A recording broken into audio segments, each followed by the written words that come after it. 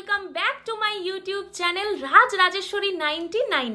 আশা করি সবাই খুব ভালো আছো, আমিও খুব ভালো আছি। দুর্গা পুজোর আগে আমি চলে গেছিলাম মায়ের জন্য শিলেদার্সে শপিং করতে, সেই ব্লগটাই আজকে তোমাদের সাথে শেয়ার করব। তো এই যে সকাল সকাল মিস্টার শাহর সাথে বেরিয়ে পড়েছিলাম কলকাতাতে যাওয়ার উদ্দেশ্যে। বাড়ি থেকে যেহেতু ব্রেকফাস্ট করে যাওয়া হয়নি, তাই রাস্তায় যাওয়ার পথে এই শেরি পাঞ্জাব হোটেল রেস্টুরেন্টটাতে ঢুকেছিলাম ব্রেকফাস্ট করার জন্য। হোটেল লেখা থাকা সত্ত্বেও রেস্টুরেন্ট কেন বললাম বলো তো?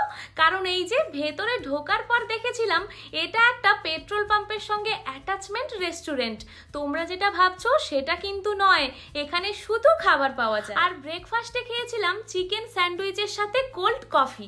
জানি সকাল সকাল ব্রেকফাস্টে কোল্ড কফি খাওয়াটা উচিত হয়নি, কিন্তু কি করব বলো, কোল্ড কফি তো আমার খুব ফেভারিট, তাই না খেয়ে থাকতে পারিনি। তবে স্যান্ডউইচটা খেতে কিন্তু দারুণ ছিল, আর কোল্ড কফি তো আমার always favourite. By the way, এরপর সোজা রওনা দিয়েছিলাম কলকাতা যাওয়ার উদ্দেশ্যে।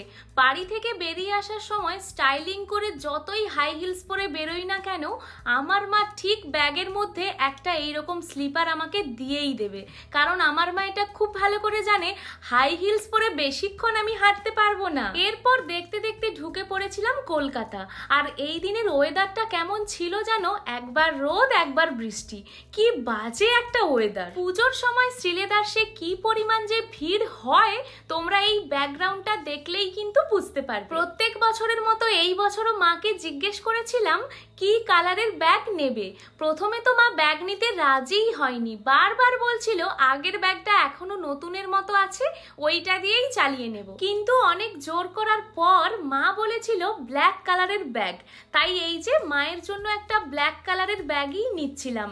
আর আমিও কিন্তু এই দিন এখান থেকে অনেকগুলো ব্যাগ নিয়েছি, পরে পরে তোমাদের দেখাবো। ফেক মানুষজনদের মতো এখন অনলাইনে ক্যাশিওর এতটাই ফেক ওয়াচ বেরিয়েছে, যেটা দেখার পর আমার খুব ক্যাশিওর ওয়াচ পরতে ইচ্ছে করছিল।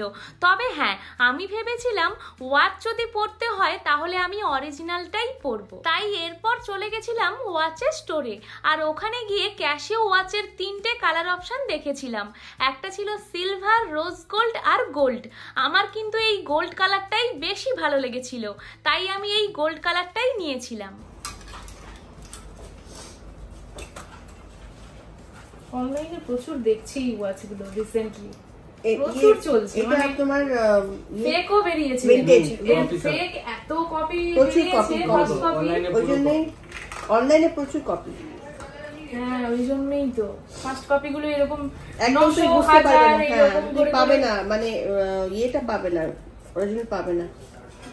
কিন্তু আমার মনে হয় না যে ভালো আসবে, খুব একটা ভালো হয়তো আসবে, কোয়ালিটি বেটার হবে, কোয়ালিটি বেটার। এইটা কি বাই দ্য ওয়ে, তারপর চলে গেছিলাম করিমসে লাঞ্চ করার জন্য। আমি কিন্তু বিরিয়ানি লাভার নই, তবে মিস্টার সাহা বিরিয়ানি লাভার, তাই ও খুব ভালো করে জানে কোথায় বিরিয়ানি ভালো পাওয়া যায়। সেই জন্যেই ও আমাকে এই দিন করিমসে নিয়ে গেছিল করিমসের বিরিয়ানি ট্রাই করার জন্য। আমি কিন্তু এই দিন প্রথম করিমসে বিরিয়ানি ট্রাই করেছিলাম, কেমন লাগবে জানি না, তবে খাওয়ার পরে অবভিয়াসলি বিরিয়ানির রিভিউটা তোমাদের সাথে শেয়ার করব। আচ্ছা, একটা কথা বলো তো, কোথাও বেরোনোর সময় স্কিন যতটা না গ্লো করে, বাড়ি ফেরার সময় কেন আমার স্কিন তার থেকেও বেশি গ্লো করে?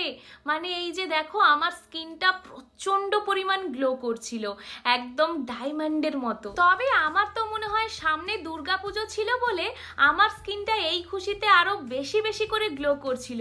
আচ্ছা, তোমাদের সাথেও কি এইরকমটা হয়? কোথাও ঘুরতে বেরোনোর পর ঘুরে আসার সময় স্কিন গ্লো করে? যদি এইরকমটা হয়ে থাকে তাহলে অবভিয়াসলি কমেন্ট করে জানিও। দেখো কাণ্ড, ক্যামেরা দেখলে আমি নিজেকে বারবার ক্যামেরাতে দেখতেই থাকি, মানে ওই যে সেলফ অবসেস। তারপর এই যে বেশ কিছুক্ষণ অপেক্ষা করার পর চলে এসেছিল আমাদের বিরিয়ানি, আর আমরা এই দিন অর্ডার করেছিলাম মাটন বিরিয়ানির সাথে চিকেন টিক্কা কাবাব। বিরিয়ানিটা দেখতে যতটাই ভালো ছিল, খেতেও কিন্তু ততটাই ভালো ছিল। তবে হ্যাঁ, আমার অন্যরকম কিছু মনেই হয়নি, একবারও মনে হচ্ছিল না যে এই বিরিয়ানিটা আমি ফার্স্ট টাইম খাচ্ছি, কারণ এই বিরিয়ানিটা খাওয়ার সময় আমার আমিনিয়ার বিরিয়ানির কথা মনে পড়ে গেছিল।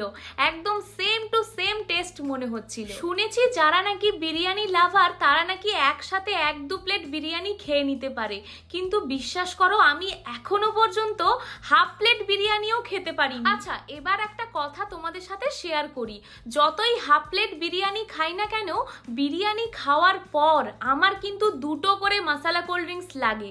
মানে আমি সবসময় বিরিয়ানি খাওয়ার পর 2টো করে মশলা কোল্ড ড্রিঙ্কস খাই। তবে এই দিন আমি মাত্র একটা মশলা কোল্ড ড্রিঙ্কস খেয়েছিলাম। কারণটা এই যে, দাঁড়াও তোমাদের দেখাচ্ছি। মশলা কোল্ড ড্রিঙ্কসের গ্লাসটা শুধু দেখো কতটা পরিমাণ কোয়ান্টিটি ছিল বলো তো। এই প্রথমবার মাত্র একটা মশলা কোল্ড ড্রিঙ্কস খেয়েই আমি ভীষণ স্যাটিসফাইড হয়ে গেছিলাম আর ভীষণ খুশিও হয়েছিলাম, কারণ ওই যে একটা মাত্র মশলা কোল্ড ড্রিঙ্কসেই আমার কাজ মিটে গেছিল। আর মশলা কোল্ড ড্রিঙ্কসের টেস্টটাও কিন্তু একদম অন্যরকম ছিল না, মানে খারাপ নয়, খুব ভালো ছিল আর কি। যেহেতু করিমসে আমি ফার্স্ট টাইম গেছিলাম, তাই খাওয়া দাওয়া কমপ্লিট করার পর আমি একটু করিম রেস্টুরেন্টটা ঘুরে ফিরে দেখছিলাম। তারপর মিস্টার সাহা আমার কয়েকটা ফটোও তুলে দিয়েছিল। ভেবেছিলাম বাড়ি ফেরার সময় মায়ের জন্য বিরিয়ানি নিয়ে যাব, কারণ আমার মা বিরিয়ানি লাভার। তবে ইদানিং মায়ের শরীরটা না ভালো যাচ্ছে না, সেই জন্য মায়ের জন্য আর বিরিয়ানি নিয়ে আসলাম না। এরপর সোজা ফিরেছিলাম বাড়ি। যাকে তোমরা যারা আমায় খুব পছন্দ করো তোমরা কমেন্ট করে জানিও আমার এই সিম্পল লুকটা তোমাদের কেমন লাগলো। আর এতদিনে তো তোমরা বুঝেই গেছো আমার এই রাজ রাজেশ্বরী 99 চ্যানেলটা একদম নিউ একটা চ্যানেল, তাই অবভিয়াসলি আমার ব্লগগুলো ভালো লেগে থাকলে চ্যানেলটাকে সাবস্ক্রাইব করে দিও। টাটা।